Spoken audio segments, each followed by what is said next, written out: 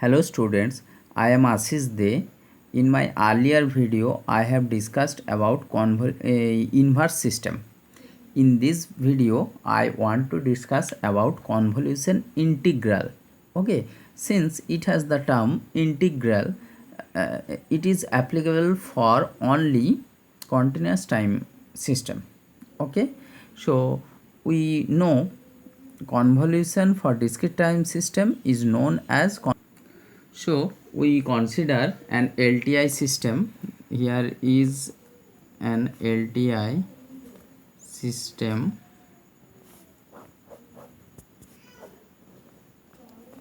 which has the input xt and output is yt.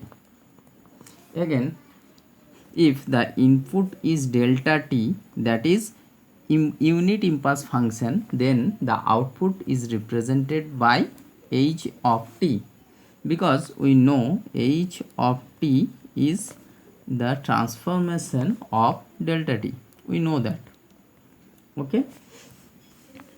Now the convolution, so like convolution sum, here is also xt can be yt can be evaluated from the convolution xt convolution ht.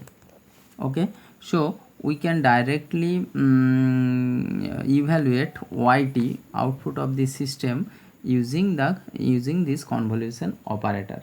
Okay, now in case of continuous time domain, the formula of convolution is integration over minus infinity to infinity x of tau, this is tau, x of tau into h of t minus tau d tau.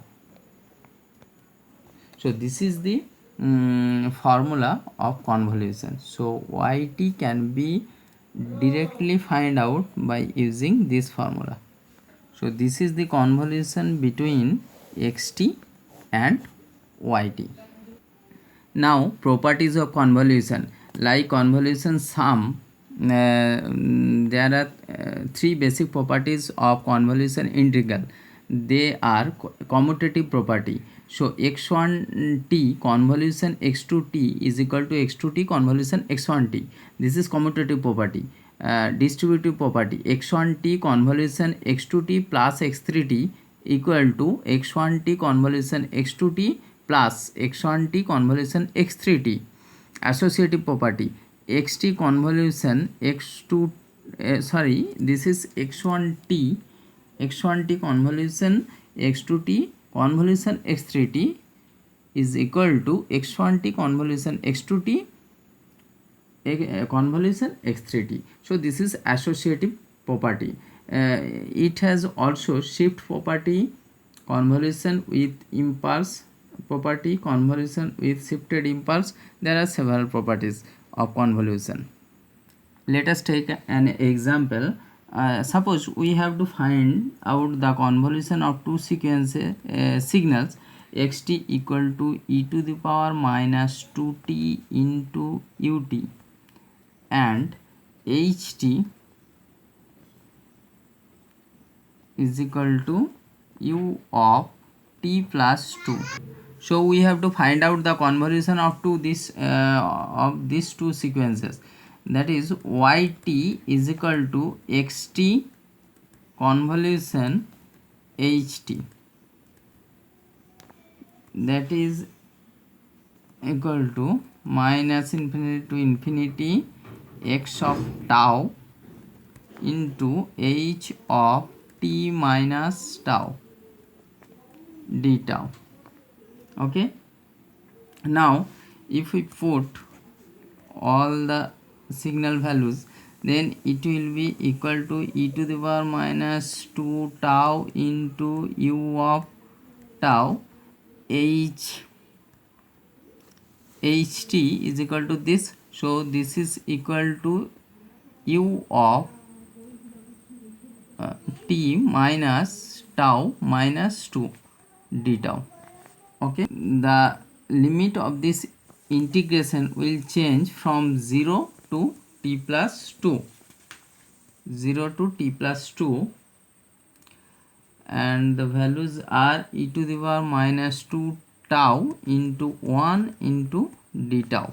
Okay, if we integrate this thing, this will be e to the power minus 2 tau divided by minus 2. Limit is 0 to t plus 2, right? So if we put the value, then it will be equal to 1 minus e to the power minus 2 into t plus 2 divided by 2. Okay, so this is the convolution of two given sequences xt equal to this and ht equal to this. Now, impulse response of interconnected systems. Now there are two kinds of interconnection. One is system in parallel. If we connect two systems in parallel, that has impulse responses h1t and h2t, then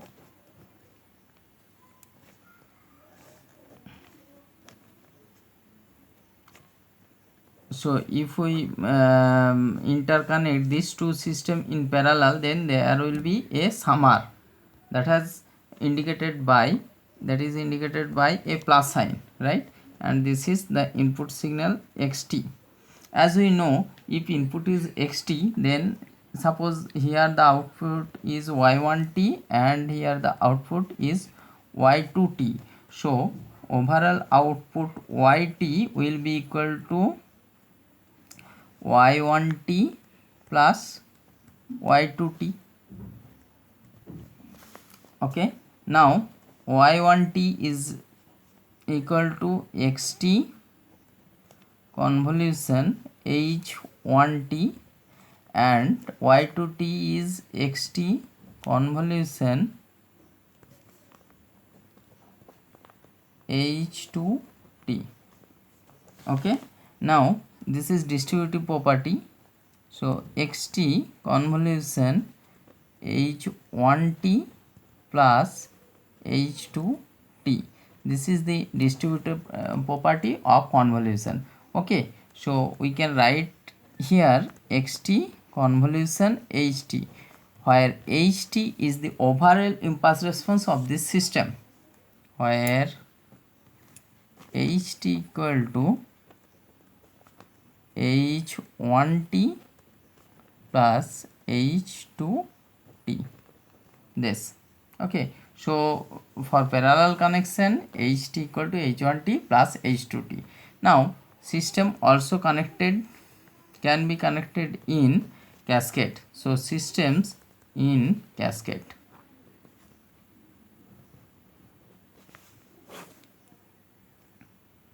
Suppose these two systems connected in cascade whose impulse responses are h1t and h2t.